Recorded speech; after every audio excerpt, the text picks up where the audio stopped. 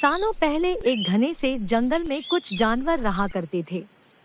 उनमें से एक शेर था और उसकी सेवा में हरदम लोमड़ी, भेड़िया, चीता और कौवा रहते थे। लोमड़ी को शेर ने अपनी सेक्रेटरी, चीता को अपना अंगरक्षक और भेड़िए को अपना गृहमंत्री बना रखा था। इनके अलावा कौवा दूर दूर की सारी खबरें लाकर शेर को देता था, यानी वो खबरी का काम करता था। इन चारों को भले ही शेर ने अच्छे अच्छे पद दे रखे थे, लेकिन दूसरे जानवर इन्हें चापलूस मंडली कहते थे। सबको पता था कि चारों कोई काम करे चाहे न करे, लेकिन शेर की चापलूसी खूब अच्छे से करते हैं। रोजाना चारों जानवर शेर की बढ़ाई में कुछ शब्द कह देते थे, जिससे वो खुश हो जाता था। इन सब के चलते जैसे ही शेर शिकार करता था, तो अपना पेट भरने तक खाने के बाद वो अपने चारों खास पद में बैठे जानवरों को बाकी का हिस्सा दे देता था। इसी तरह लोमड़ी, भेड़िया, चीता और कौवे की जिंदगी बड़े ही आराम से कट रही थी। एक दिन खबरी कौवे ने अपने चापलूस दोस्तों को आकर बताया कि काफी देर से सड़क के पास में ही एक ऊंट बैठा हुआ है। भेड़िया ने सुनते ही पूछा, क्या वो अपने काफिले से बिछड़ गया है? चीते ने इस सवाल को सुनते ही कहा, चाहे जो भी हो, हम शेर से उसका शिकार करवा देते हैं। उसके बाद कई दिनों तक आराम से उसे खाएंगे। इस बात को सहमति देते हुए लोमड़ी ने कहा, ठीक है, मैं जाकर राजा को ये बात बताती हूँ। इतना कहकर लोमड़ी सीधे शेर के पास पहुंची और बड़े ही प्यार से बोली, महाराज, हमारा दूत खबर लेकर आया है कि एक ऊंट हमारे इलाके में आकर सड़क के किनारे पर बैठा हुआ है। मुझे किसी ने बताया था कि मनुष्य जिन जानवरों को पालते हैं, उनका स्वाद काफी अच्छा होता है, एकदम राजाओं के खाने के लायक। अगर आप कहें तो मैं यह ऐलान करवा दूं कि वह ऊंट आपका शिकार है। लोमड़ी की मीठी मीठी बातों में आकर शेर ने कहा, ठीक है। इतना कहते ही वह उस जगह पर पहुंच गया जहां ऊंट बैठा हुआ था।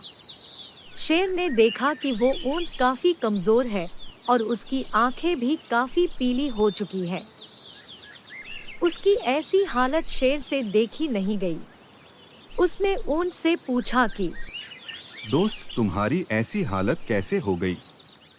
कराहते हुए ऊंट ने जवाब दिया, जंगल के राजा, क्या आपको नहीं पता कि सारे इंसान कितने दयाहीन होते हैं? सारी उम्र मुझसे एक व्यापारी ने माल डुलवाया और जब मैं बीमार हो गया तो उसने मुझे अकेले मरने के लिए छोड़ दिया। उसने सोचा कि अब मैं उसके किसी काम का नहीं रहा, इसी वजह से अब वो मुझे अपने साथ नहीं रखना चाहता और न ही मेरा इलाज करवा रहा है। अब आप ही मेरा शिकार कर दीजिए ताकि मुझे इस दर्द से मुक्ति मिले। इन सब बातों को सुनकर शेर काफी दुखी हुआ। उसने ऊंट से कहा, अब तुम इसी जंगल में रहोगे हमारे साथ। यहाँ तुम्हें कोई भी नहीं मारेगा। मैं ऐलान कर देता हूँ कि तुम्हारा शिकार कोई जानवर नहीं करेगा। शेर की इस दयालुता को देखकर चारों चापलूस जानवर दंग रह गए। धीमी आवाज में भेड़िए ने कहा, कोई नहीं, इसे बाद में किसी तरह से मरवा देंगे। अभी जंगल के राजा का आदेश मान लेते हैं। ऊंट अब उसी जंगल में आराम से रह रहा था। अच्छे से हरी घास खाते खाते ऊंट एक दिन बिल्कुल स्वस्थ हो गया। वो हमेशा शेर के प्रति आदर भाव रखता था और शेर के दिल में भी उसके लिए दया और प्रेम की भावना थी। अब शेर की शाही सवारी भी ऊंट निकालता था। एक दिन चापलूस जानवरों ने जंगल के राजा शेर को हाथी का शिकार करने के लिए कहा, लेकिन वो हाथी पागल था। उसने शेर को बुरी तरह से पटक दिया। किसी तरह से शेर पागल हाथी से बच तो गया, लेकिन उसे काफी चोट लग गई। अब बीमार शेर बिना शिकार किए किसी तरह से अपनी जिंदगी जीने लगा। उसके सेवक भी भूखे थे। उनके मन में हुआ कि आखिर ऐसा क्या करे कि कुछ खाने को मिल जाए। फिर उनका ध्यान हट्टे कट्टे हो चुके ऊंट पर गया। सबने मिलकर एक तरकीब सोची और राजा के पास चले गए। सबसे पहले भेड़िए ने कहा, महाराज, आप कितने दिनों तक भूखे रहेंगे? मेरा शिकार करके मुझे खा लीजिए, आपकी भूख मिट जाएगी।